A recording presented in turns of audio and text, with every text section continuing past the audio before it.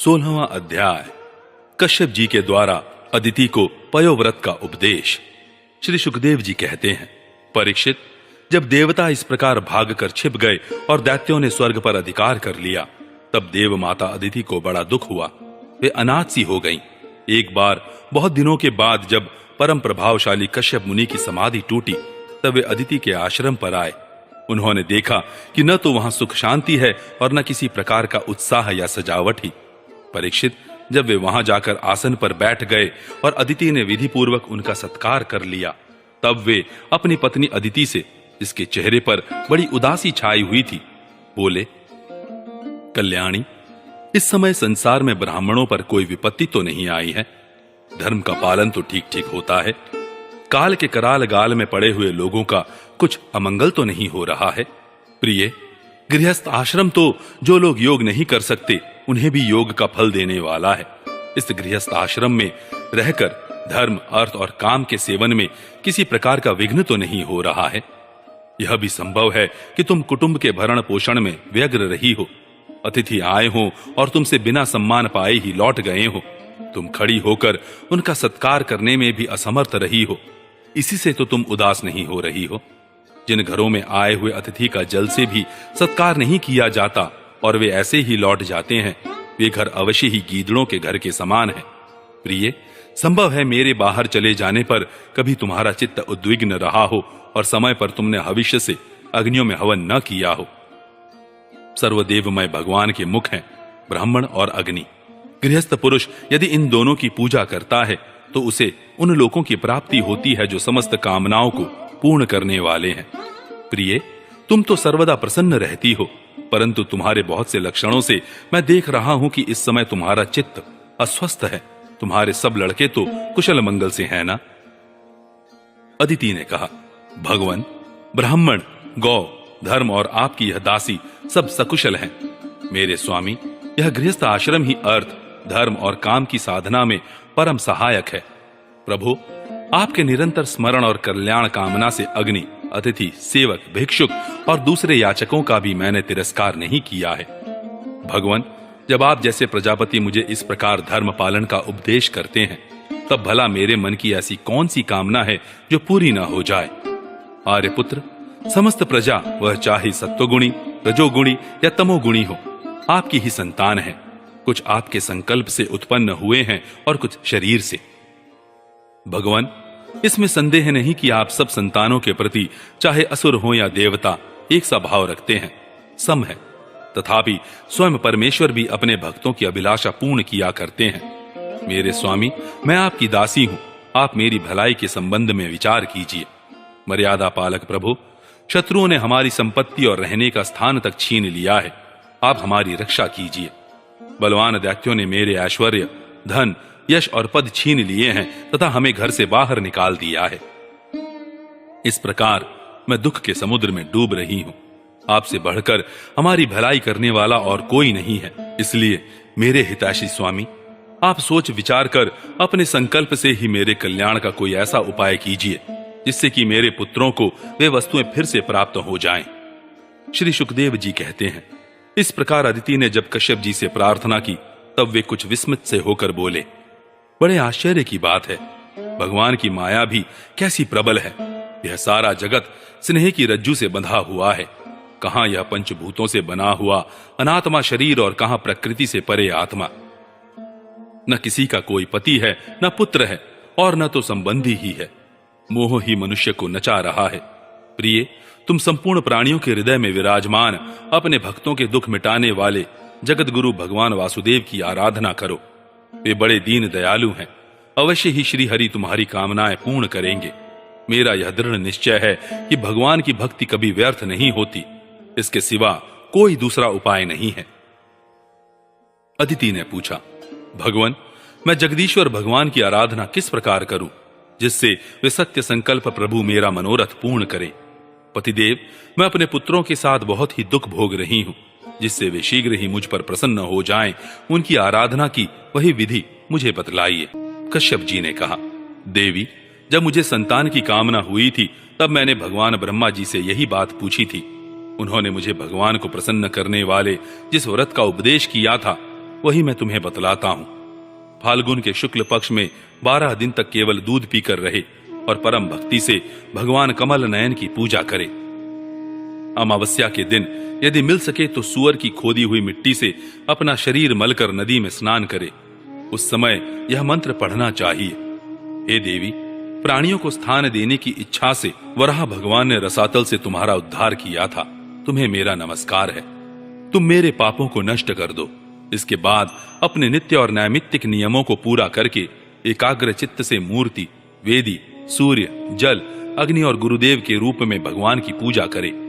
प्रभु, आप सर्वशक्तिमान हैं, अंतर्यामी और आराधनीय हैं। समस्त प्राणी आप में और आप समस्त प्राणियों में निवास करते हैं। इसी से आपको वासुदेव कहते हैं। आप समस्त चराचर जगत और उसके कारण के भी साक्षी हैं। भगवान, मेरा आपको नमस्कार है। आप अव्यक्त और सूक्ष्म हैं। प्रकृति और पुरुष के रूप में भी आप ही स्थित हैं। आप 24 गुणों के जानने वाले और गुणों की संख्या करने वाले सांख्य शास्त्र के प्रवर्तक हैं। आपको मेरा नमस्कार है। आप वह यज्ञ हैं जिसके प्रायणीय और उदयनीय ये 2 कर्म सिर हैं। प्रातः, मध्याह्न और सायं ये 3 सवन ही 3 पाद हैं। चारों वेद 4 सींग हैं। गायत्री आदि 7 छंद ही 7 हाथ हैं। यह धर्ममय वृषभ रूप यज्ञ वेदों के द्वारा प्रतिपादित है और इसकी आत्मा है स्वयं आप। आपको मेरे नमस्कार है। आप ही लोक कल्याणकारी शिव और आप ही प्रलयकारी रुद्र हैं। समस्त शक्तियों को धारण करने वाले भी आप ही हैं। आपको मेरा बार बार नमस्कार है। आप समस्त विद्याओं के अधिपति एवं भूतों के स्वामी हैं। आपको मेरा नमस्कार है। आप ही सबके प्राण और आप ही इस जगत के स्वरूप भी हैं। आप योग के कारण तो हैं ही, स्वयं योग और उससे मिलने वाला ऐश्वर्य भी आप ही हैं। हे हिरण्यगर्भ, आपके लिए मेरे नमस्कार। आप ही आदि देव हैं, सबके साक्षी हैं। आप ही नर नारायण ऋषि के रूप में प्रकट स्वयं भगवान हैं। आपको मेरे नमस्कार। आपका शरीर मरकतमणि के समान सांवला है। समस्त संपत्ति और सौंदर्य की देवी लक्ष्मी आपकी सेविका है। पीतांबरधारी केशव, आपको मेरे बार बार नमस्कार। आप सब प्रकार के वर देने वाले हैं। वर देने वालों में श्रेष्ठ हैं तथा जीवों के एकमात्र वर्णनीय हैं। यही कारण है कि धीर विवेकी पुरुष अपने कल्याण के लिए आपके चरणों की रज की उपासना करते हैं। जिनके चरण कमलों की सुगंध प्राप्त करने की लालसा से समस्त देवता और स्वयं लक्ष्मी जी भी सेवा में लगी रहती हैं, वे भगवान मुझ पर प्रसन्न हो। प्रिय, भगवान ऋषिकेश का आवाहन पहले ही कर ले। फिर इन मंत्रों के द्वारा पाद्य आचमन आदि के साथ श्रद्धा पूर्वक मन लगाकर पूजा करे। गंध, माला आदि से पूजा करके भगवान को दूध से स्नान कराएं। उसके बाद वस्त्र, यज्ञोपवीत, आभूषण, पाद्य, आचमन, गंध, धूप आदि के द्वारा द्वादशाक्षर मंत्र से भगवान की पूजा करे। यदि सामर्थ्य हो तो दूध में पकाए हुए तथा घी और गुड़ मिले हुए शाली के चावल का नैवेद्य लगाए और उसी का द्वादशाक्षर मंत्र से हवन करे। उस नैवेद्य को भगवान के भक्तों में बांट दे या स्वयं पाले। आचमन और पूजा के बाद तांबुल निवेदन करे। 108 बार द्वादशाक्षर मंत्र का जप करे और स्तुतियों के द्वारा भगवान का स्तवन करे। प्रदक्षिणा करके बड़े प्रेम और आनंद से भूमि पर लौटकर दंडवत प्रणाम करे। निर्मालय को सिर से लगाकर देवता का विसर्जन करे। कम से कम 2 ब्राह्मणों को यथोचित रीति से खीर का भोजन कराए। दक्षिणा आदि से उनका सत्कार करे। इसके बाद उनसे आज्ञा लेकर अपने इष्ट मित्रों के साथ बचे हुए अन्न को स्वयं ग्रहण करे। उस दिन ब्रह्मचर्य से रहे और दूसरे दिन प्रातः काल ही स्नान आदि करके पवित्रता पूर्वक इस विधि से एकाग्र होकर भगवान की पूजा करे। इस प्रकार जब तक व्रत समाप्त न हो तब तक दूध से स्नान कराकर प्रतिदिन भगवान की पूजा करे। भगवान की पूजा में आदर बुद्धि रखते हुए केवल पयोव्रती रहकर यह व्रत करना चाहिए। पूर्ववत प्रतिदिन हवन और ब्राह्मण भोजन भी कराना चाहिए। इस प्रकार पयोव्रती रहकर 12 दिन तक प्रतिदिन भगवान की आराधना, होम और पूजा करे तथा ब्राह्मण भोजन कराता रहे। फाल्गुन शुक्ल प्रतिपदा से लेकर त्रयोदशी पर्यंत ब्रह्मचर्य से रहे। पृथ्वी पर शयन करे और तीनों समय स्नान करे। झूठ न बोले, पापियों से बात न करे, पाप की बात न करे। छोटे बड़े सब प्रकार के भोगों का त्याग कर दे। किसी भी प्राणी को किसी प्रकार से कष्ट न पहुंचाए। भगवान की आराधना में लगा ही रहे। त्रयोदशी के दिन विधि जानने वाले ब्राह्मणों के द्वारा शास्त्रोक्त विधि से भगवान विष्णु को पंचामृत स्नान कराए। उस दिन धन का संकोच छोड़कर भगवान की बहुत बड़ी पूजा करनी चाहिए। और दूध में चरु पकाकर विष्णु भगवान को अर्पित करना चाहिए। अत्यंत एकाग्र चित्त से उसी पकाए हुए चरु के द्वारा भगवान का यजन करना चाहिए और उनको प्रसन्न करने वाला गुणयुक्त तथा स्वादिष्ट नैवेद्य अर्पण करना चाहिए। इसके बाद ज्ञान संपन्न आचार्य और ऋत्विजों को वस्त्र, आभूषण और गौ आदि देकर संतुष्ट करना चाहिए। प्रिय, इसे भी भगवान की ही आराधना समझो।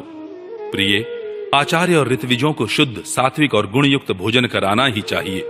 दूसरे ब्राह्मण और आए हुए अतिथियों को भी अपनी शक्ति के अनुसार भोजन कराना चाहिए। गुरु और ऋत्विजों को यथा योग्य दक्षिणा देनी चाहिए। जो चांडाल आदि अपने आप वहां आ गए हों, उन सभी को तथा दीन, अंधे और असमर्थ पुरुषों को भी अन्न आदि देकर संतुष्ट करना चाहिए। जब सब लोग खा चुके, तब उन सबके सत्कार को भगवान की प्रसन्नता का साधन समझते हुए अपने भाई बंधुओं के साथ स्वयं भोजन करे। प्रतिपदा से लेकर त्रयोदशी तक प्रतिदिन नाच गान, बाजे गाजे, स्तुति, स्वस्ति वाचन और भगवत कथाओं से भगवान की पूजा करे कराए। प्रिय, यह भगवान की श्रेष्ठ आराधना है। इसका नाम है पयोव्रत। ब्रह्मा जी ने मुझे जैसा बताया था वैसा ही मैंने तुम्हें बता दिया। देवी, तुम भाग्यवती हो। अपनी इंद्रियों को वश में करके शुद्ध भाव एवं श्रद्धापूर्ण चित्त से इस व्रत का भलीभांति अनुष्ठान करो और इसके द्वारा अविनाशी भगवान की आराधना करो। कल्याणी, यह व्रत भगवान को संतुष्ट करने वाला है, इसलिए इसका नाम है सर्वयज्ञ और सर्वव्रत। यह समस्त तपस्याओं का सार और मुख्य दान है। जिनसे भगवान प्रसन्न हो वे ही सच्चे नियम है, वे ही उत्तम यम है, वे ही वास्तव में तपस्या, दान, व्रत और यज्ञ हैं। इसलिए देवी, संयम और श्रद्धा से तुम इस व्रत का अनुष्ठान करो। भगवान शीघ्र ही तुम पर प्रसन्न होंगे और तुम्हारी अभिलाषा पूर्ण करेंगे।